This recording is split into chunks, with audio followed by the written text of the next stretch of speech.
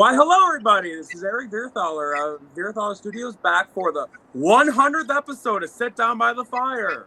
Woohoo! Yeah! Congratulations. Thank you so much. And so for the special occasion of celebrating 100 episodes of Sit Down by the Fire, I'm here with my special guests to promote the movie Mouse of Horror. So how about you all introduce yourselves one at a time? I'm Michelle Bauer. Hello. I'm Stephen Staley. Good to meet you, or good to see you again, actually. Yeah. I'm Brendan Patricio, the director. And I'm Anthony C. Ferrante, producer on the show. Awesome. And so I actually just got done watching the movie not too long ago, actually. Awesome. And you had a few drinks when watching it? No, actually, I actually watched the entire thing sober, believe it or not. It's a party movie. You have to watch it with your friends. You have to be fucked up watching it. It's a fun party movie. He did a chaser of decon. Exactly, yeah. And so, Steven, who I had on the podcast previously to promote Viral Haunt, and now I'm having him on again, like to promote Mouse of Horrors. And so, it's just, it's just one promotion after another, right? It is, yeah. On this particular film, I played the character of Bear, which was interesting, very interesting to put the Pooh mask on. Very interesting, because I found it very difficult, especially the first day, didn't I? I couldn't see. We had to pull the ears up. I think I have a video somewhere where, I remember right before each take, we'd have to grab the mask and pull the ears up so it wouldn't droop over his eyes. I couldn't hear, but I got used to it after the first day. The first day was tough, but it's good fun. Yeah, and I also can imagine that for you to do all those fight scenes, especially with Lewis, wearing that mask, I mean, it really, really must have wore you out fast. Yeah, it did. Yeah, it proper did. When I took it off, I was absolutely dripping in sweat. But it that's was showbiz, right? The occupational hazard. Yeah. But it was it was good fun. Good fun. Oh yeah, I can imagine. Yeah, and so what I noticed is that it's the exact same kind of mask that was used in Winnie the Pooh, but what I noticed is that instead of like the red flannel shirt, instead it's the white flannel shirt. So did you guys do that to avoid copyright with that? No, it actually, fun fact, because I've heard that a lot of people were asking, it is the mask from the original Winnie the Pooh, and it smelled like the mask from the original Winnie the Pooh. They did such a good job at keeping it, pristine, because a lot of times, and I'm sure Michelle, you've experienced this, and Anthony, is you'll do a horror film and then you'll come back and do a sequel, or you'll do something where you have a reference to it, and you'll be like, oh, let's get the original thing. And it's trashed, it's thrown out, it's in storage, buried under stuff, it's still covered in blood and just rotting and, trashed. This one, it's the exact same mask. It's fine, it's pristine. I think maybe there was a speck of fake blood on it or something, but it's the same thing. Who had possession of the mask to keep it in such great condition? It was the filmmakers of the original movie. Oh. Yeah. And they did a really good job at preserving everything. Costume wise, we just, went out and kind of did our own thing. And went to I forgot the store name, but I think it was Primark or something. Nice. No, it was TK Maxx. That's where the costume came from.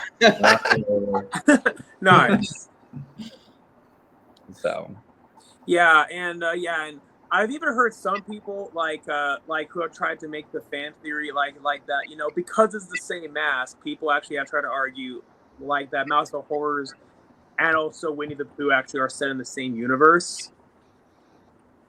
In a world, I mean, if it would be in the same universe, it would be I think in a movie world, where it's a movie in a movie, and you walk into Blockbuster or video rental store, and you're just like, oh, here's here's a Winnie the Pooh film, and then it's like, oh, we did a crossover like a Freddy versus Jason. It's like Right. it'd be something like that.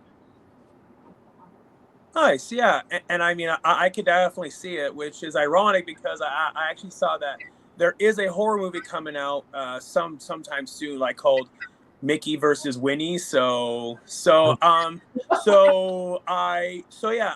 guess in a way, I guess that you two beat them to that punch. I guess we did. I mean, there's so many different mouse movies coming out at this point, we can't even keep track. Yeah, and so about that, so I actually noticed that there was some lines like from Natasha in this movie about how she mentioned Mouseboat Massacre, which there actually is going to be a movie coming out that she's in called Mouseboat Massacre. So I'm like, that was pretty clever. So originally, actually, our film, as I'm sure you guys all remember, was titled Mouseboat Massacre. But then when we were able to get a amusement park location and we spent the majority of the film at an amusement park instead of on a boat, when it came time for distro and post, the team was like, well, it takes place at an amusement park. Why don't we, play off of that? Because like, yes, we could say, okay, Mouseboat Massacre, but it's an amusement park slasher film. What can we do to like make the name kind of reflect that? So we did a name switch, but I know that the ITN that produced the show, they really are on that whole let's make killer IP flicks. So they also really wanted to do like another one. I wouldn't be surprised if they have a few more. So they were just like, let's use that name and do something else. Nice. Well, that was something that I did not know, but now that you say that, because of the mention of Mouseboat Massacre, it definitely helps clarify things. Happy to help. Yeah, I certainly appreciate that. But yeah, and so Michelle, how was your experience like making this movie? Well, I just got a invitation from my friend here, Brendan. Well, he's my lover and my friend. The whole world right now. Asked if I'd like to be a part of it, and in any way, shape, or form, I said, yeah, bring me in. I'm there for you, baby. So it was just an opportunity, and I was just very thankful and very grateful that he even thought of me.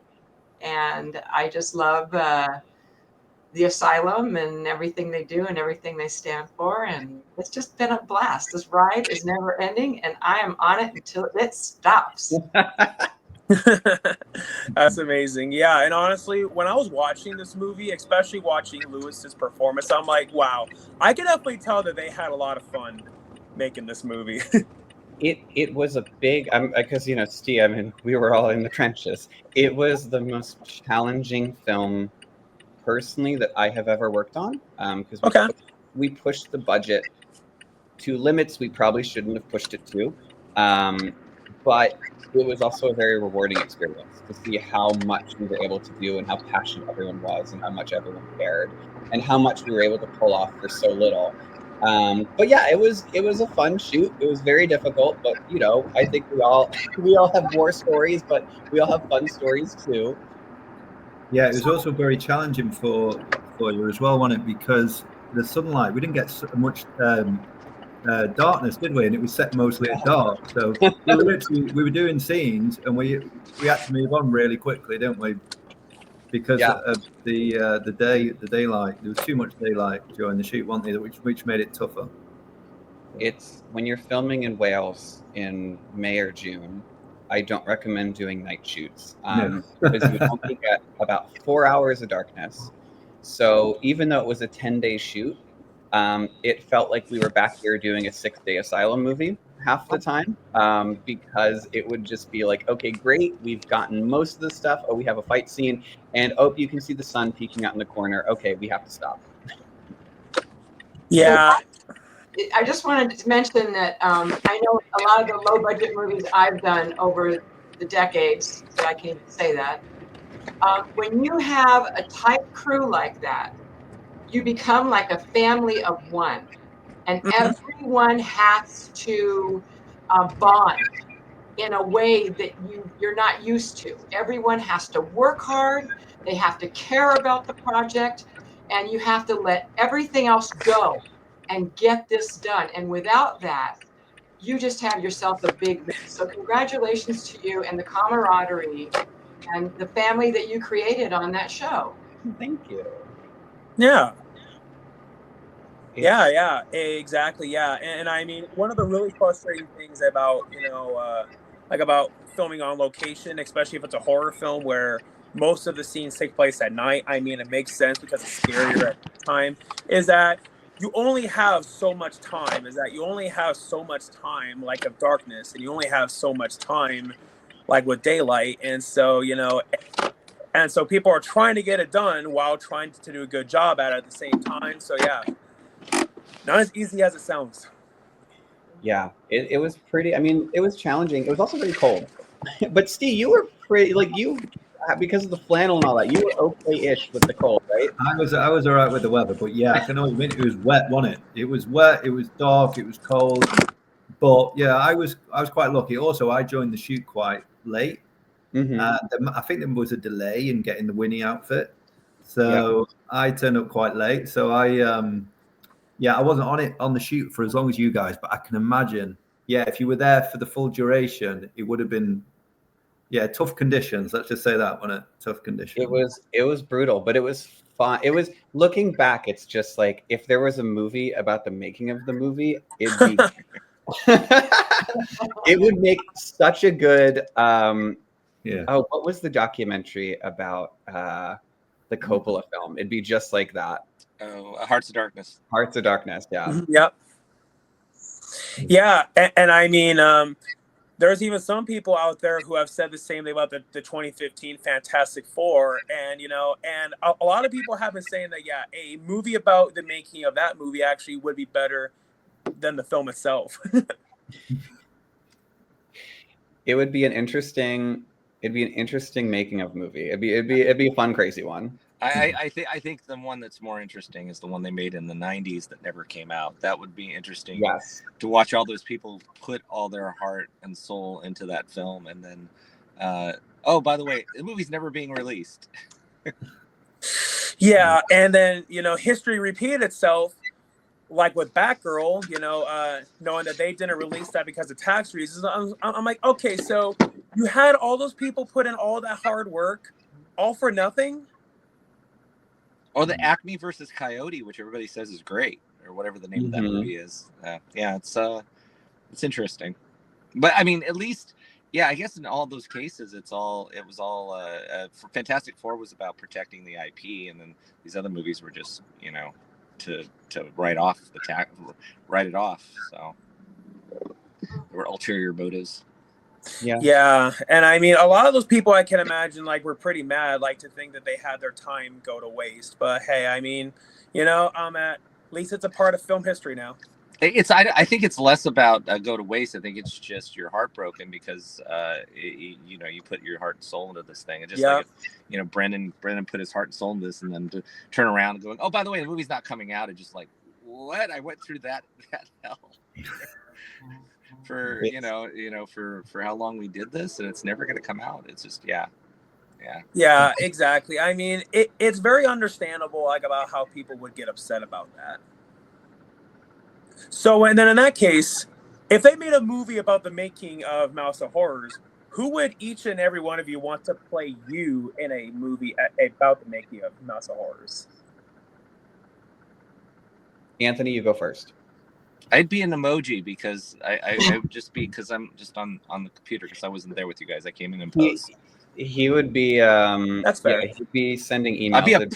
I'd be a poop emoji. No, Anthony would be the if you're watching kind of the lower budget movies, he'd be the name actor in The Office on the phone that you'd cut to every 20-30 minutes. It'd be, all right, we're gonna cut back. What's going on? Call the president now. We need to stop this. There's a Mouse of Horror happening in Wales. Michelle, who would play you? Oh my gosh, I am at a total loss. I don't know. I mean, I was just a newscast voice on there. I would have to kind of go with Anthony on the emoji thing because I came in kind of late on it too, and yeah, I'd have to go with Anthony. I'm sorry. That's fair.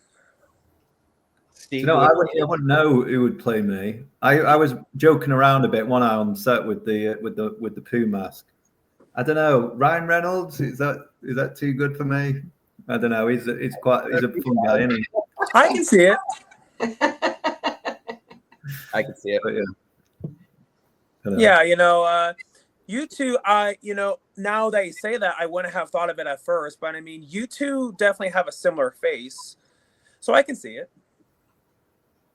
Maybe a little bit. I'm sure he's better looking than me, but I know he's funny and he's a funny guy. Not that I'm funny, by the way. He's way more funnier than me, but I enjoyed it. I enjoyed playing the character. It was a good laugh. Once I got used to the mask, yeah. Once I got used right. I have a question. Was that the first time you played like an evil, terrible, villainous character? Oh no, I have done it before. I've done it a couple of times before that, but I don't know. I didn't expect you not be able to hear anything, and I also didn't expect it to keep falling down my face, so I couldn't see. So every so often you'll see. I think you might see it a few times. I might be doing this to push my mask back up. But later on in the film, we worked out, I know it sounds obvious now, just by putting something on top of my head, then putting the mask over the top. That was the solution to it. So once I realized that, then it was just so much better. I could see, I could breathe, do you know what I mean? I could actually use it then. And that was for the boat scene, near the end where me and Lewis have the fight on the boat. I was fine in that scene. I could move about and I could see everything. But some of the other scenes around the fairground, I could see for a moment, and the next minute it slipped down my face. I'd be like, "Shit, where is he?" But yeah. So, do you think that this, even though it wasn't planned, but you being a little bit more subdued in the beginning because of that, not being able to see and really use it in full, that as you crescendoed toward the end of the movie, you were in full power of it? Probably, did yeah. you notice through the movie that it graduated, or? Yeah. No, I know what you mean. Yeah, I would say so. Well, obviously, me being my own biggest critic, I'll watch it and I'll go, oh, I definitely could have done better. Do you know what I mean? At the start. Do you know what I mean? But I think that's just normal. I think everyone thinks that, don't they, when you watch it? And I'm like, yep. Shit, I definitely could have done better than that. But I was quite happy with the boat fight scene. I think that was good considering we didn't have that much time, did we? Because of the dark. Yeah. But we just whacked it out, didn't we? And I think that worked quite well. I think we shot that. I remember that was the last thing we shot because the location fell through. We had we were told we booked a location with this different boat and with a whole dock and everything. And what was it, Steve? The day before, all of a sudden we got the call up, hey, the location was actually never booked. Whoops. So we're trying to find, a boat and a dock in Manchester. And we find it and we get there and we're like, okay, it's a different kind of boat. It's a lot smaller. And I think we only had it for, what was it, 6 hours or something? Hours, yeah. And the guy that owned it or was in charge of it, he was always there, wasn't he? So yeah. We did the best we could, didn't we? Yeah. But we made it work. And it was fun. It was because we got to film basically on the last day. We filmed the opening of the movie and then we filmed the ending of the movie. And it was so funny because the two women in the beginning, Eve and Misty, they had come in 3 days before from LA, and they both, right before, we had to change into costumes and everything. It was, of course, freezing. And, both of them were like, we're going to kill you. It is so cold out. And they're in shirts and all that. And they're just like, we are going to kill you. We are going to kill you.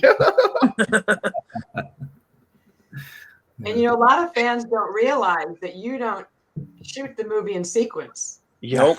You know, they think, oh, they shoot from the first scene all the way to the last, but no, you do the first and last scene all in one day. And people just don't realize that, just how crazy Exactly. it can be. Yeah.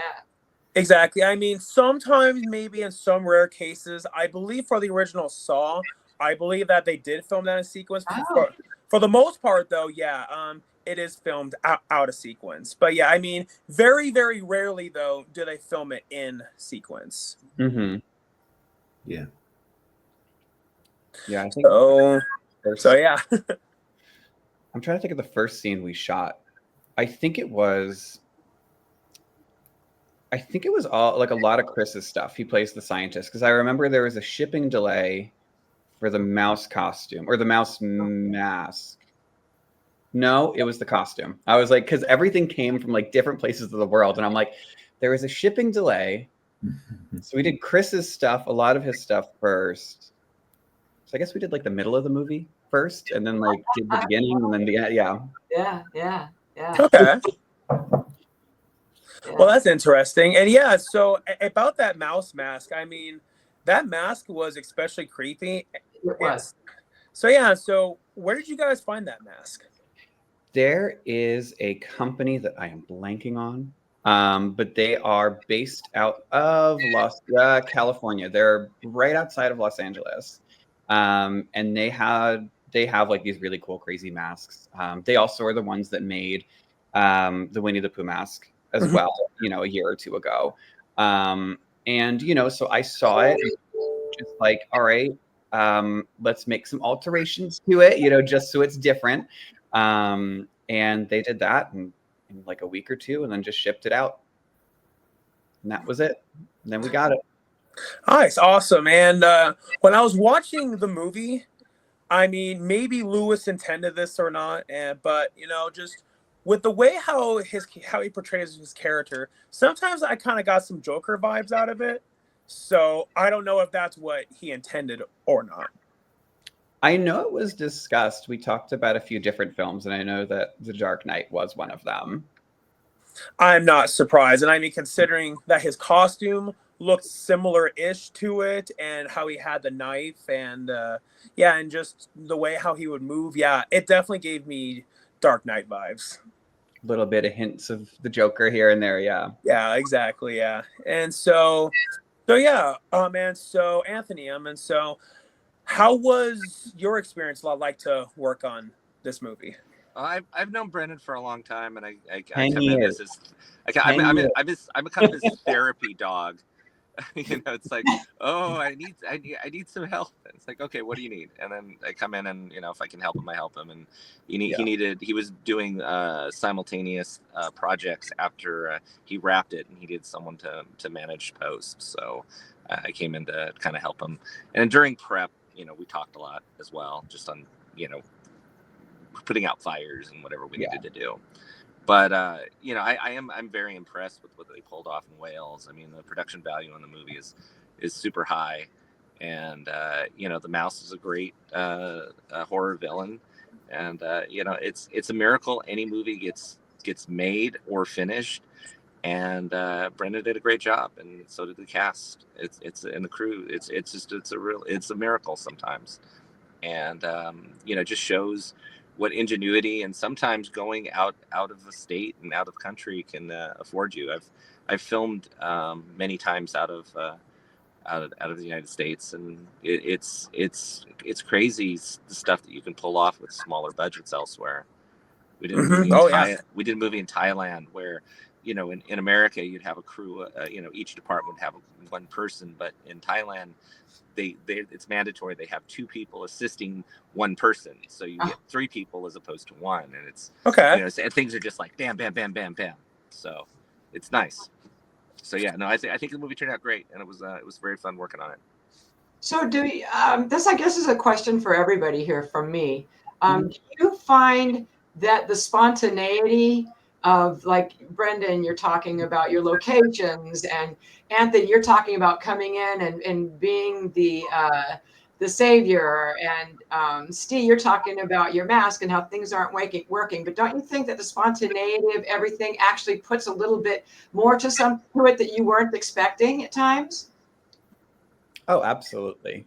I mean, the totally unplanned things, just going, wow, that really ended up being great, even though you struggled through it and did everything you could to make it Mhm. work.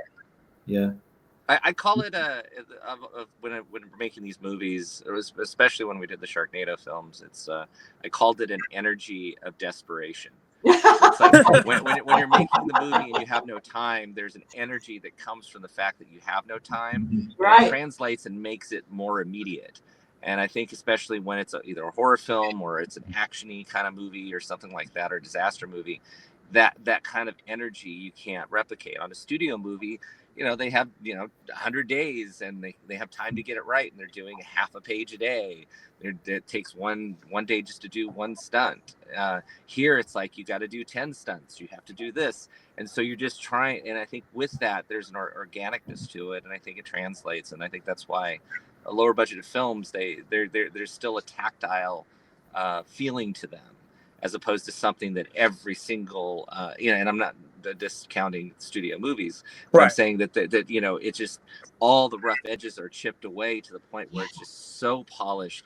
There's no room for the spontaneity. I always talk about the thing that happened on Raiders of the Lost Ark with Harrison Ford and Spielberg. They wanted to do this big sword fight thing with Indy and the whip and all that stuff, and Harrison Ford had dysentery. And so they just needed to get it done. So the guy does this big sword thing, and he pulls out the gun and shoots him. And that was the energy of desperation. Well, That was supposed to be something else entirely, but they embraced it. And I think when movies embrace the limitations and try to make them into something more interesting, I think that's where you get magic. And I think that's what makes it fun for the audience. Yeah, and just to add on to that, also by coincidence, happens to deal with Harrison Ford, is that there was a line that he was supposed to say in Star Wars Episode 5, like where he was supposed to say "I love you too" to Princess Leia, but then Harrison Ford said, "You know what? I think it would make more sense if Han Solo said 'I know' rather than 'I love you too,'" which actually made that scene a lot more iconic. Mm-hmm. Yeah, I was going to say that as well, that you don't have time to think, so that can result in some exciting things. Do you know what I mean? Like you don't get, you haven't got the time to do. You'd love to have more time. Do you know what I mean? But you haven't got time, so you've got to get the job done, and that can result in some interesting stuff. Yeah, for sure. But it's also using what you have, and I always tell first time filmmakers that too. It's like, look, in your head, whether you're writer or director on it or both, you go in and you go, look, I in my head I wanted this to happen, but over here there's a gigantic fire that's right there. No, it's not part of what my vision is, but you have a fire right there in the distance. Shoot that and do something with it. And if you embrace it, then you get, like what Brendan did on this movie, you get stuff like the amusement park wasn't intended, but he embraced the nature of the amusement park. And that what makes the movie unique, as opposed to what it was before, which was more on a boat. So that's how you come up with things that are original, because you're using everything around you. Yep. Because you don't have a money hose. You don't have a studio money hose. And I think that the fans love the rawness of the B movies. Yeah. I think they just love that, and they crave it, and they're always clamoring for it. And when you give it to them like you do, Brendan, it's just something that is just going to be a never ending. No, give me that. I want that. Like you're saying, Anthony, you can have the studios and everything all wonderful and the music playing in the background, everything goes smooth and all that. But when you get stuff that is unexpected and it comes out so wonderful, and it's not as beautifully lined up as it could be, and it comes across not what you had all planned, and everybody just loves it, and you scratch your head going, okay, well, that's great. And then you have something under your belt in the future that, Anthony, like you're saying, you can fly with it. You can see something in the distance, something can come your way, and you shoot it anyway, not knowing that maybe you can even use it in post. Yeah. Right? You just slap it in there. Well, I remember we were in I think New York for the second movie, Sharknado, and one of the introduction of two of the characters was supposed to happen at their house, and the location manager said, "We can get you Times Square." It's like, how can you get us Times Square? It's like, well, you can only have a crew of 6 people. You only get an hour. You can't stop traffic. but do you want to do it? I'm like, yeah. And so, so you don't take away the limitations. You go, no, I want to embrace the limitations. And we did it, and it looks huge. And so to avoid people staring at us, you're just shooting up, but you got all the beautiful signs and stuff in Times Square. Yep. And it gives you something that, as opposed to going, no, it must be a house that they must leave, Wow, and that's an hour a huge worth of opportunity. filming, and that was My it. gosh. Yeah, and also and to add on to this movie taking place at the amusement park, I feel like that added to the horror to some scenes, like especially during that scene, like where Lewis is chasing that girl in like that claustrophobic room, like that have all the mirrors everywhere. Like, just even as a kid, when I would go to the carnival, whenever I would go through those rooms, I always felt intimidated going into those rooms because there's the mirrors everywhere and also that sense of claustrophobia. And then to have that be in a horror movie, like where someone's chasing after you, I feel like that just added to it.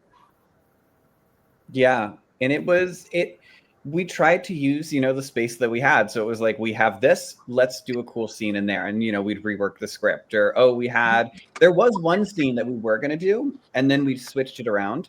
But they had what is little kid roller coaster things. And originally we had intended for one of the characters to basically get tied up, put on the tracks, and then the, car would come and run them over. But then we switched everything around. So it's we tried to make sure to use what we had. We had, Jake getting killed in the bumper car. Yeah, the bumper car thing is one of my favorite bits of the whole movie. That was just, yeah.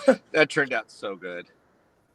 That was a fun one. And fun fact, it took probably 4 hours to shoot, because what we'd have to do with the electrocution stuff, it's okay, you do round one of makeup, and then you spend 30 minutes, 45 minutes putting, the first layer of prosthetics on, shoot for 10, 15 seconds to get that reaction. Then it's okay, and put makeup on again, do more stuff. So it took about 4 hours to film that one death scene. Yeah, and I feel like that when people watch it, a lot of people are taking that for granted, only a few seconds, but all these people watching the movie just don't realize just all the time that it took in between takes. So yeah. Yeah, it was a lot of waiting around, right, Steve? That was good. But the good news was we were at a fair, so you could actually go on the arcades whilst waiting around until, well, obviously when they closed, you couldn't. But oh yeah, it wasn't it was good fun all around, to be honest. It was. Now, Brendan, didn't you have a death on that scene that didn't turn out quite the way you planned? Yeah. So we had, I'm trying to think here. I'm trying to think of which death scene, because there's so many people that get killed off. There was, the opening scene. We had another location drop out. Because the whole opening part and end part of the movie was supposed to take place kind of in one of those haunted house rides, like a ghost train thing. Yeah. And we had one, and then it fell through. So we had to kind of make our own. And originally, I forgot how Eve was supposed to die. I forgot how it originally was in the script. But it was one of those where it's okay, well, we can fake a ghost train here. Charlie, who DP'd this, was I have some masks. I have this. We can throw it up in the background. We filmed it in the roller coaster. You can't really tell, but the fake ghost train is basically just this Western roller coaster ride that we just shot in. And instead, we had the mouse kind of cheese grater her face off. Yeah. So, we tried to do, we were thrown one challenge, and it's okay, well, we'll just switch it around. I don't remember how originally he killed her. He was supposed to kill her, though. Wasn't someone supposed to get run over by a roller coaster car? Yeah. Oh, yeah. So that one we switched. We actually filmed two versions. So there's one version in the movie where we kind of took kind of the more comical, not comical route, but we just did the whole, the two characters, Tasha notices behind Aaron. She's like, oh shit, the mouse is right there. And then he comes up and then stabs her from behind. We thought that'd be a fun intro, to kind of the chase scene towards the end of the movie. But we did film another version where, it's Tasha's oh my God, the killer, right behind you. And then Aaron turns and she's just fuck this, and just leaves. And the joke is if we had time, we would have filmed a scene of the mouse and Aaron, like a post-credit scene, just at the bus stop, just sitting there waiting for the bus. And it would kind of be this crazy, weird ending. We never got to it time-wise, but that is almost how we had a post-credit ending scene. Yeah, and so and I mean, knowing that this is connected to Mouseboat Massacre, so I mean, I'm not sure if Mouseboat Massacre has a post-credit scene or not, but I guess, you know, since it didn't work out for Mouse of Horrors, you know, I feel like that it could happen for Mouseboat Massacre, but let's not spoil it though. I think Mouseboat Massacre is kind of its own entity, you know, like they kind of, because, you know, we did the amusement park thing, you know, so they're doing the boat thing. And from what I heard, because I know that Harry, who wrote our script, also wrote that one. And I know he was really excited, you know, because he got to kind of explore more of kind of the boat perspective things. Whereas in ours, you know, we explored amusement parks and fun houses and roller coasters and stuff. A little bit of boat stuff. Are they Yeah. a mask? No, it's a completely different thing. But I've heard the movie looks really good. Steve, were you in that one? Did you do Mouse? I wasn't in that. I know Tasha was in it, wasn't she? But Yep. I think She is, yeah. I don't know who else is in it, to be honest. I know Tasha did it. I remember her doing it, but no, I wasn't in that one. I just remembered as well, there was going to be a scene in this film in a nightclub, wasn't there? But we never got around to doing it. Remember? Yeah. So it was he's going to be the mouse on a rampage, and then the bear was going to be doing his own killings, but we never got. I don't know if that was we ran out of time or. It was one of those time and money and, you know, another location that fell through because we were planning on doing the doc. It was going to be that day, like the final day of shooting. We were going to do like the boat stuff, the opening of the film, and then we were going to do a club scene. And then we were going to do a part 2 to the club scene, and we were going to film like a tiny bit in LA to get some LA people in it. Because also with Michelle, with your scene and Joretta's, it was going to be, I wanted to actually film it in LA and have like a whole radio thing and kind of do like half a day here where we do the radio stuff, but actually film it and then do inserts and stuff like that for the club scene. Cause I have a whole bunch of friends in the horror scene here that were all just like, oh my God, we have to do this. We have to do this. But then because of, you know, budget constraints and, you know, last minute changes and locations dropping out, it was just like, you know what, we're going to work with what we have. But yeah, we were going to have a club massacre and we were going to have kind of the radio scene massacre, which would have probably been like a chase scene and like it would have been this crazy thing. But next time. Right? Yeah. Next time. There's 2 when we do the sequel. Oh, I like that. So yeah, and so with the sequel, so have you thought about maybe trying to have like Minnie Mouse? Oh, That could be an interesting one. I mean, wicked Minnie, yeah, right? that could be a fun one to do if we do a sequel. What do you think, Steve?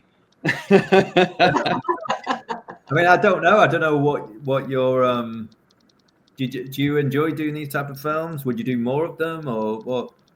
I would if ITN was like, we want to do a sequel, I think it'd be really fun to do. I think it'd be, you know, we'd have to take it to a different place because, you know, in the script, it's like travels from beach town to beach town. I think if we did a sequel, it'd be shot here in LA. Don't worry, I will make sure you're flown out. You and Lois would be able to come back out here. And then Michelle, obviously, we'd figure out how to bring you back. But yeah. What was it? Now that you've done this and you have so much under your belt of all the trials and tribulations you went through, it'll be easy peasy cakewalk for you from here on out, right? Well, I mean, you know, budget dependent. It could be harder, but you know, if there is a sequel, I think it could be a wild one that we could do here. Maybe use parts of the original. There was an original story before we discovered the amusement park that was more kind of like Saw themed. Okay. It would be an interesting one, you know, to revisit that and do that here. Yeah, boy, that's Right. a good one. Yeah, and I know Goofy's not in the public domain yet, but I believe that he will become public domain in a few years, and so I definitely would be interested in see what anybody would have to offer for a horror version of Goofy. I mean, I think I can come up with some ways how they can make him into like a bloodthirsty killer, but I definitely would be interested in seeing that because I feel like you would have to try really hard because Goofy's not that very scary. But I mean, to be fair, people probably have said the same thing about Mickey Mouse too, and they probably said the same thing about Winnie the Pooh as well. What are your thoughts on an evil Goofy, Anthony? I'd like to hear that from you. I think there's a lot that could be done with Goofy just because of what your expectations of what he is.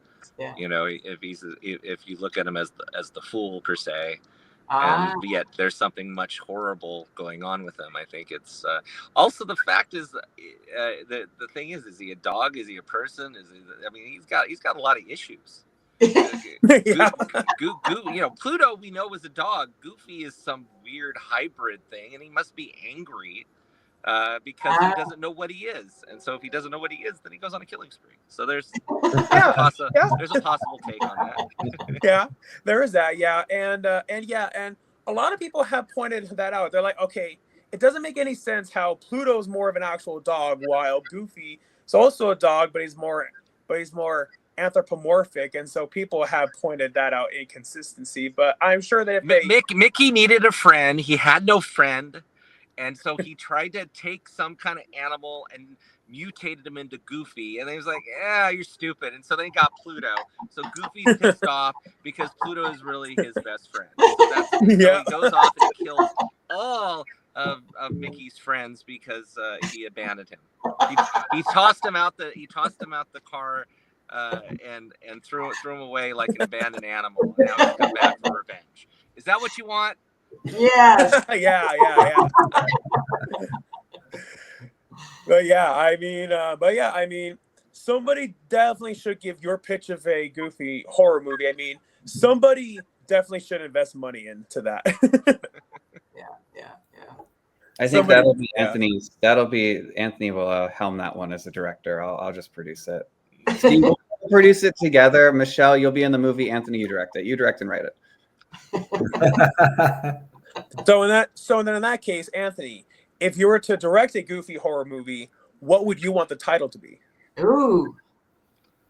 I mean, I think Goofy is just a great title. I mean, you do it in a horror font, and it's terrifying. You don't need to add much more to it. That is fair, yeah. I like that. I like the simplicity of that. That's good.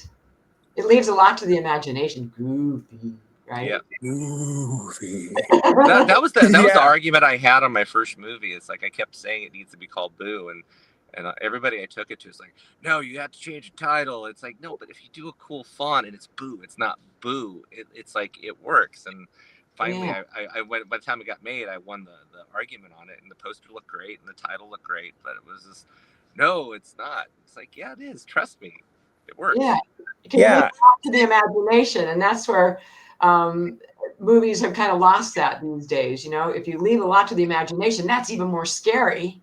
Yep. Than actually showing it to you. You know. I mean, for me, that's just my opinion. Doesn't mean I'm right, but. Well, I mean, a lot of people would say the same thing. And, in Jaws, I feel like is a really good example how in the first half of the movie, you don't see the shark a whole lot, where you just hear those two notes, dun, dun, dun, dun, dun, dun, dun, dun, dun. But it's so effective. And, and I feel like that adds on to what Anthony said, is that oftentimes the simplest ideas are the best ideas. Yes, I agree. Yeah. I agree.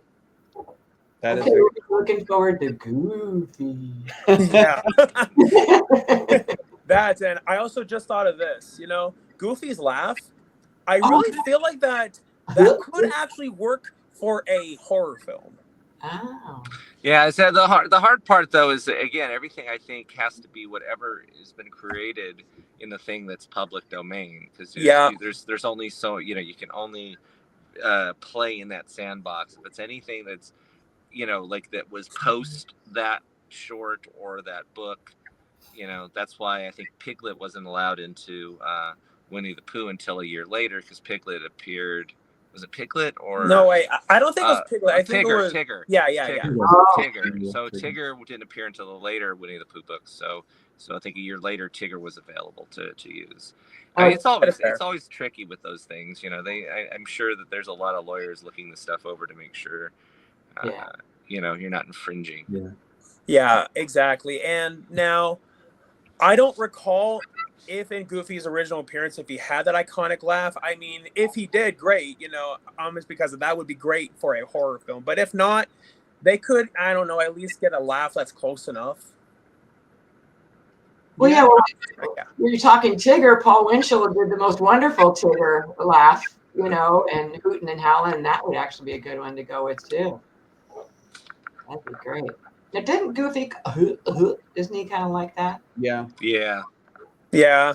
You could do something if he's like stabbing someone, have him doing that. Yeah. Now we're giving people ideas of how to do a Goofy movie. But we own the idea. No, but only Brendan and Anthony could do it right. Yeah, definitely. And also, within a few years, Batman's going to go public domain. But there's a catch, though. In his first appearance, Batman didn't have the Batmobile. There was no Alfred. There was no Robin. There was no Joker. Although Joker, you could argue technically, kind of in a way, is in the public domain, because Joker was inspired by a silent film called The Man Who Laughs, and that was the inspiration of the Joker. But I mean, that movie is in the public domain, but I mean, even if you base your Joker off of that, you legally cannot call him the Joker. Oh. Interesting. So yeah, and I mean, Batman, a lot of people I think would agree that actually could definitely work as a horror movie, since that Batman is already a dark character in the first place. Right. When does that happen then? When can you do that? Like, I don't remember exactly when, but I know it's within a few years. And also Superman, I believe, the exact same year. I don't know how accurate that is. Superman goes public domain around that time too, but there's a catch. Superman didn't fly in the original comic, and instead he would just jump really, really high. And I don't know if most modern mainstream audiences would accept Superman not being able to fly. I'm sure it'll get made though. Yeah. Yeah. I'm sure there's a way, like. Now that I realize this, there actually are some Superman cartoons that are in the public domain, and Superman flew in that. So I guess they could use that as their argument for Superman to be able to fly. How fantastic to have such a huge pot to pick from now. Yeah. All these amazing characters from the past now coming to be in your hands to be able to play with. Isn't that exciting? Oh, it is, yeah. And so now I mentioned Batman and Superman going public domain soon. If all of you had the chance to do anything with those two characters, whether it's a horror film or a romantic comedy or musical, Western, whichever, what would all of you do with Batman or Superman going into the public domain soon? Oh my, Batman or Superman. Oh. That's a great question. That is a great question. But as far as Superman, I'm sorry. I would say for me, I'm more of a DC fan. Okay. So I would do something with Batman. It'd probably lean into something in the horror world. Not entirely sure what, but something probably within that horror realm. Maybe kind of fucked up. Not sure, but it'd be Batman related. I mean, you could do, because Batman had a traumatic childhood, didn't he? Yep. He could easily be a killer in the horror world. I think Batman originally started as a detective, though, right? Wasn't that his first appearances? Was Great Detective Stories or whatever that was? Yeah, that sounds about right. So, but that's kind of along the lines of what they're doing with the new Pattinson Batman movies. But Interesting. you know, look, I mean, the thing is that all these IP things, really, the only way to do them at this point, and not have the ire of anybody that owns the underlying IPs, is to turn them into horror movies. So I'm sure that that's going to be the mandate moving forward for anything that goes into the public domain. Superman, he's a serial killer. Batman, he's a serial killer. Yeah. I think that's just going to be the until people stop watching these things. I think that's the easiest way, because in order to make a profit on these things, they have to be made for a price. So you can't really go crazy with, you know, Superman flying and Batman doing, you know, crazy Batmobile stuff. It's Right. They have a knife and they're killing people. Maybe Yeah. that's what Batman does. Maybe he, instead of catching the criminals, he kills them. Yeah. Yeah, that is fair. Yeah. Yeah. And unless if they went for Superman, if they went with like the Deadpool route, if they broke the fourth wall, like say Superman can look directly into the camera saying, "Yeah, we don't have the proper budget, like for me to fly around." Well, you know, like what they're doing with Dexter now, how they're going into his boyhood Yeah. Yeah. and stuff like that. I think with Batman or Superman, if you went like really far back and maybe implemented their childhood and things that affected them in a way as they're growing up that are more secret and more hidden and maybe even a little evil, you know, maybe Jeffrey Dahmerish kind of thing. All of their environment with their family and friends and maybe even pets and things like that. And as they graduate to become older and then get obtain these superpowers, maybe deep more inside their head and their emotion of how they're dealing with it, and either make them become a killer or, but understanding why, you know, more than Have they ever just, done like a young Batman series or anything like that? They never yeah. experimented that. So didn't they do it with Superman a few years ago? They did. Yes. Yeah. I think it was Superman. I think it was Smallville. Yeah. But yeah, Batman though, I'm pretty sure that they did, because knowing that Batman's popular enough where I'm pretty sure that they would. Mm. But if you could have them fighting against evil and good, you know, just this terrible conflict going on in their brains that they just really can't seem to silence. You know, am I going to be good this time or am I going to be bad? How they get triggered through their each opportunity that comes their way to either save them or kill them, maybe. Struggling with it the whole time. Yeah, exactly. And, you know, and then what I think would be funny once Batman goes public domain, because I'm sure that some people would be too scared to use the Christian Bale voice because of copyright. So what if instead, if they gave Batman like a very, very high-pitched, squeaky voice? Oh, Batman!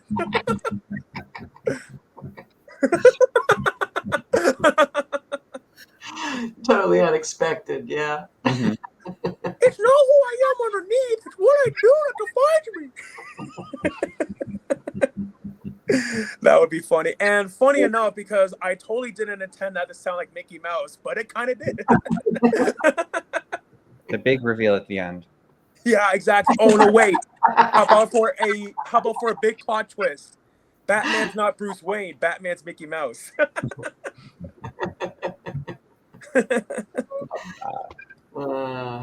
You guys are great. Why, thank you. That would be way too funny. So yeah,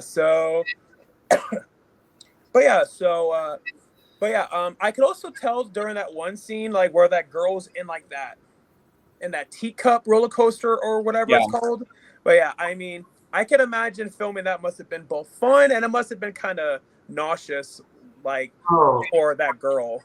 So it's pretty funny. Well, Michelle, you'll love this one. So filming at the amusement park was awesome because they kind of were like, go and do whatever, have fun. So I'm assuming it was very much like filming back in the 80s and 90s where it was just like, don't kill yourself, have fun, be careful, and you just had rain to do whatever. They operated that when we did it. But yeah, it was everyone who like, so in the center of it, I think you see there's a brief shot where like the mouse is poking his head out the window. But there's like the whole operating thing in the center. So like I was there watching monitor, but I get really nauseous with anything that spins. So like, you know, I think I was behind Charlie for a few shots because I was like, yeah, I can do this. This is fine.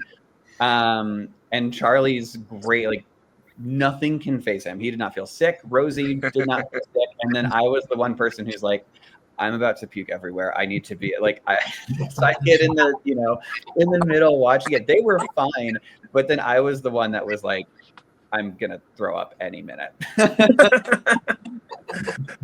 Oh, I can imagine, and especially to film a scene like that. Yeah, it was a fun one, and I think that was the first. I think that was the first big death scene that we did. I think that was like day 3 or 4, if I'm not mistaken. That was like one of the first few days. I think that was day 3 or 4. Nice, and yeah, and then knowing that she was wearing like a sweatshirt, knowing that he was cutting off her arm. I mean, spoilers for people who haven't seen the movie, but hey, and I mean, I am promoting this movie for a reason. But yeah, I mean, knowing that she was wearing a sweatshirt definitely made it a lot easier, like for her to like, you know, like to have it look like it's her arm, but it's actually not. And that's why we made sure her wardrobe was a hoodie or a sweatshirt, because when it came to, again, no money, no time, you can hide it a lot easier than if someone's just like, you know, here's just a long sleeve shirt. So fun little filmmaking tidbit. Mm-hmm. Oh yeah, definitely. And yeah, and during that first kill, where Mickey was, you know, like was bashing that guy like with the chain, I'm like, oh, just imagine how much that would hurt. That was what, yeah. Nick was great at that. He flew in from I forgot where he was. I think he was maybe LA at the time, and he flew in like the day before, and literally like hopped on set, came in, we did that daytime kill scene, and then like 2 days later, he's like, all right, I'm flying out. Such a trooper, like, you know, and filming that was crazy because I think that was the one day where we actually were filming. Like, I think half of us were up for like 24 hours that day, and that was like right before we wrapped. And I remember filming that. I was so delirious. I was like, oh my God, this is so tiring. Because again, prosthetics, they take forever. And another fun fact about that scene, we did have a reveal where we actually did show the killer's face.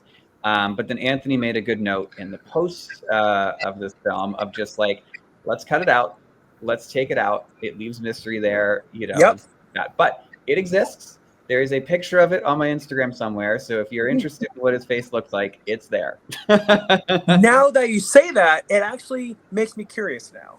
And it's there. It's out. But yeah. And also, and now that you said that, now knowing that my audience is going to go see it, now that you said that, all my audiences now is going to go to your Instagram to go find it. It's there. And you know, listen, I mean, Anthony did a better job at explaining why it worked, because it took some convincing. He had to convince me to cut it, but you know, Anthony was right. It was too early on to reveal the face, and it took that mystique away, correct?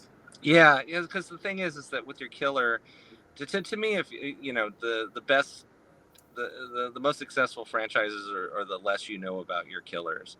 Yeah. And so the moment you see the guy's face, that's all you think about, as opposed to, is there a guy under there? Is there a disfigured face under there? It makes that your iconic thing. I think the only movie that ever really successfully pulled off that was the original Halloween, but that was the very end of the movie.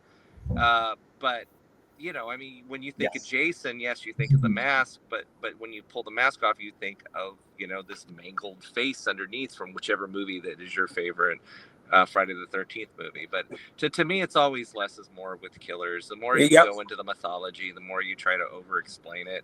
It's like, you know, Jason drowned, now he's an unstoppable killer. Michael Myers is an unstoppable killer. It's like when you try to bring in the, you know, elements to explain this stuff, it waters down what was great about it from the beginning. So that exactly. And I have to say, a lot of people don't even realize, okay, you think it's hard work, getting on location, working 24 hours a day, actors not happening, locations not happening. It all seems like a big nightmare till you get into post-production. And that's where your work starts. Yes. Mhm. That's Yeah. where real work starts. And nobody realized you got to put all this shit together. And you have to have, like Anthony making the calls on certain things, or anybody there who's in post going, oh my gosh, look at this. What are we going to do? What about the sound? What about, so many things that come into play that just aren't working? And you have to put this together and Yeah. make something incredible out of it.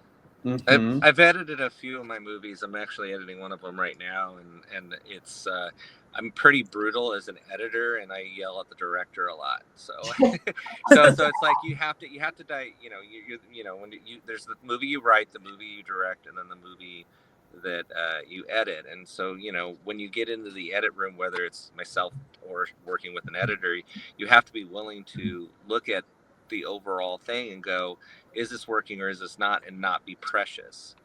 Yeah. Because ultimately it's the things you have to do is you have to protect yourself as a filmmaker. So yeah, I love this shot, but there's a bump in it, but I'll just leave it in anyway because it's pretty. Or you got to protect your actors. So if, let's say it was an off day or something isn't working, but you love the line, but it's just there's no way to make it work, you lose the line, so everybody comes off really good. So Yeah. there's these little tricks in the edit, but it doesn't mean that you can't yell at yourself and everybody thinks that you're insane. So, Yeah. but yeah, no, I mean that was the benefit of coming in fresh on the thing in post, is trying to help Brendan shape it, and and it worked out. We had a great editor, Rob, that came in, and he just nailed it. He really pulled off, with the stuff that they had there, really pulled off something really cool.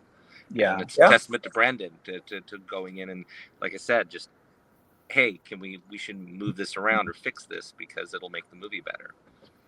And it Yeah. was yeah, I was gonna say, like, it's always good in post to always have someone who's never seen the film look at it, because always show a close group of friends, because they'll be able to watch it and they'll see things that you just missed or you haven't seen, or you kind of like it's like, imagine like a dirty living room at your own house. You'll just be like, you'll miss the little stuff in the corner, but your friends will come over and like clock it, or like your coworkers will come and clock it and be like, what about this? What about this?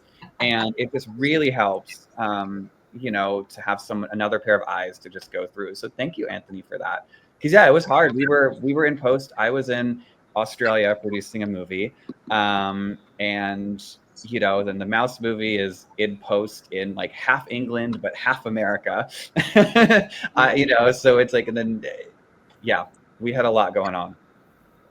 Yeah, and I mean, I know this from experience, well, like from making my own feature-length films and short films. But yeah, post you really need to have the right software, and it's very time-consuming. I mean, just a few seconds or even just a few minutes worth of screen time actually can take hours and hours just to edit it, because you have to get all the footage on, and then you have to line it right, you have to edit it right. I mean, it's very time-consuming. It is. And I know with this one, I know we reworked a few things. Like if you read the original script, where you did rework a few scenes. I don't remember what particularly we reworked. I know that there was one moment where Chloe's dad, like that whole kill scene happened earlier. Like we moved everything around and cut stuff and changed stuff, and just to make it work with the flow. Because the interesting thing is, and I'm sure Steve, this from producing your first film, is when you get the assembly edit. That is a filmmaker's worst nightmare, is when you get the assembly edit for the first time and you see the movie and you're just like, oh my God. Like every movie that I've done, you get the assembly and you're like, oh my God, this is terrible. And but it helps because you can go through it and be like, again, it's just an assembly. It's not the film. There's no pacing to it. There's no timing. It's literally just, here's what we shot. Here's a basic idea of how it goes. So, if you saw the assembly, the first 2 weeks of after the first Oh, 2 I was weeks gonna after say- the assembly, you're sitting in the corner crying. Yeah, because I mean, I've had it recently, and yeah, you put your heart and soul into it, then you see it, and you're like, shit. Because you want it to be so much better, but to be fair, you've got that, like what you said, Michelle. That's when your work really starts, because the post production can add so much quality to the first edit. You know, from go for the first edit to the final thing. There's so much you can work on, so that's an exciting, challenging part in itself, isn't it? So yeah. And then scoring it too. I mean, getting the mood for the film and what are you available to, and can you get someone to do the music for you, or do you have to buy it, and all that crap it's endless. I don't know how you guys do it, and I just want to say you guys are amazing, because what you put out is truly wonderful, and the fans freaking love it, and the hard work and blood, sweat, and tears you put into it. Thank you so much for all that you guys do. It's great. Oh yeah, definitely. Yeah, and I mean, all that hard work, and I mean, when I saw the movie, I mean, it definitely shows. Yeah.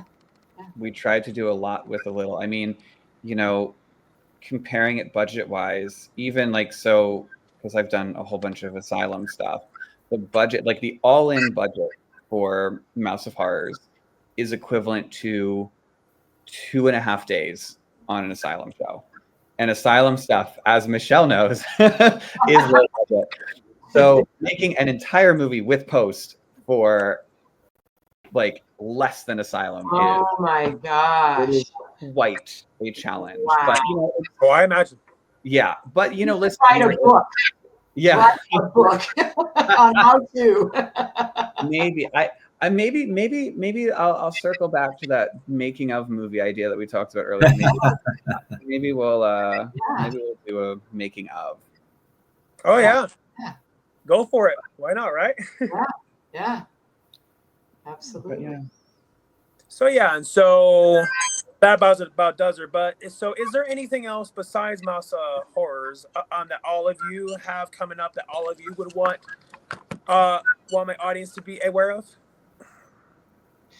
Well, I've been invited to be part of Linnea Quigley's Trash's Revenge, which I'm Nice. looking forward to working on. And in April, we're starting to get actually putting some things down and into it. We've been waiting for this for a while, and I'm super excited to be involved. And I do understand Miss Brink Stevens, she's bringing to the table too. So that's just one project I'm really super excited about right now. That'll Awesome. be so fun. From my point of view, as you know, obviously we're doing Viral Haunt. It's our first movie I've produced. We're literally 2 weeks away from finishing it. Yes. I'm Awesome. excited. I cannot wait to see it. I'm pleased to report it does look good. So I'm for my first film with Natasha, we're really happy with it. So I'm sure you'll like it. So yeah, that's good news. To it. Awesome. Oh, definitely. Yeah. Awesome. Anthony, I know you have something You're on mute. when you turn your mic on. There we go. Sorry. All right. Yeah. I'm finishing post on a movie I directed called Great White Waters, which is a kind of hybrid action movie, shark movie, which is pretty Cool. fun. We filmed it in Mexico, in Florida last fall, and we kind of had to deal with 2 hurricanes. Oh, So we were making a movie and then also evacuating at the same time twice. oh So- my God. Oh gosh, that must have been scary. and it's a movie that takes place 90% on a boat, and of that 90%, 30% is underwater. So it was it was Oh crazy. my God. Yeah, we're kind of crazy, but I believe- it's a fun movie. I Wow. believe Jurassic Park experienced something similar. Like when they were filming that, I believe that they had to deal with like a hurricane. Yeah. I think So, so. I have a question. So you're on this boat with hurricane type weather forming, filming? Well, we had an evacuation notice at least 2 or 3 days before, but what it meant was that we had to get stuff wrapped up with the boats we had, and when so then we had to rush filming certain things, and then we had to get out of there and go to some place that wasn't going to get hit, which at that point was Orlando. But when we came back, our hero boat, the people that own that, they had some devastation on their house, so we weren't able to get that boat back. So then we had to shoot with a new boat. So it made, in terms of that puzzle piece and editing and stuff, you're really trying to figure out how to piece all this stuff together. And Sounds like a nightmare. yeah, and then when we were done that, we came back, and then we went to Fort Myers, and then right when we landed there, we got the evacuation notice for Milton, and then we had to go to Miami. But again, utilizing the stuff that happens with the limitations on these movies and stuff is, I always wanted to get some shots of Miami for the film just as B-roll, because it was a plot point. But then we ended up in Miami, so the end of the movie we got to shoot in Miami, and it looks great. So Nice. for all the craziness, there were some positives that came out of it. Well, they say everything happens for a reason. Exactly. Yeah. Exactly. Yeah. I would say there are 2 films that I'm doing over the summer. I can't talk about them yet. They're a little bigger, but You tease. I know, a quick little tease. There'll be a Deadline article about 2 of them very soon. Okay. But there's a 3rd film that'll be coming out, which Michelle and Anthony are kind of involved in. There was a documentary made about the making of asylum movies and all that. So that was filmed in Australia, and it's been filmed over the past, 2 years, I think. So Okay. though the announcement of that is going to be coming very, very soon, because I know that Asylum has a big fan base, and I'm sure people will love that. So that'll be coming out this summer. Awesome. Well, but yeah, I definitely will. But yeah, I definitely will be sure to check all of those out. Anthony, what's the name of your film? It's called Great White Waters. Great White Waters. Yeah, you mentioned that. Okay, I want to make note of it. Yeah, I can't get away from the sharks. Oh, and Steve, yours. Yeah. What's yours? The name of yours? Mine is called Viral Haunt. Oh. It's about a bunch of influencers that go to spooky places and fake these haunted happenings, and then stuff goes wrong for real. Oh. Yeah, it's interesting. I think people will like it. Fingers crossed. But yeah, There's a What lot you of ghost chasers out there for sure, you are. Sorry. I said there's a lot of ghost chasers out there. Yeah, go. Yeah. Yeah. So, yeah, I think it's it is obviously a horror film, but it's the sort of film I'd like to watch. So I'm not sure if it's going to be to everyone's taste, but I'm hoping it. Mhm. So yeah, Fingers crossed, right? cross, Yeah. fingers crossed. Good luck. But yeah, definitely. And yeah, and I just find it ironic is because last time that I had Steven on actually was to promote Viral Haunt. So Yeah. No, thank you. yeah, of course, anytime. But yeah, so anyways, I want to be respectful of the time of all of you. But yeah, I definitely really appreciate all of you taking the time out to come on to promote the movie. And I'll be sure to leave a link in the description for your Instagram, IMDb, and so on and so forth. And yeah, we definitely all will keep in touch. Awesome. Thank you so much. No, It thank was you for fun. having Blast. It was Of an course. honor. me. Really Thank appreciate it, and love you Of to meet everyone. you. Alrighty, thank you. Bye. Bye, guys. See you later, guys. Bye.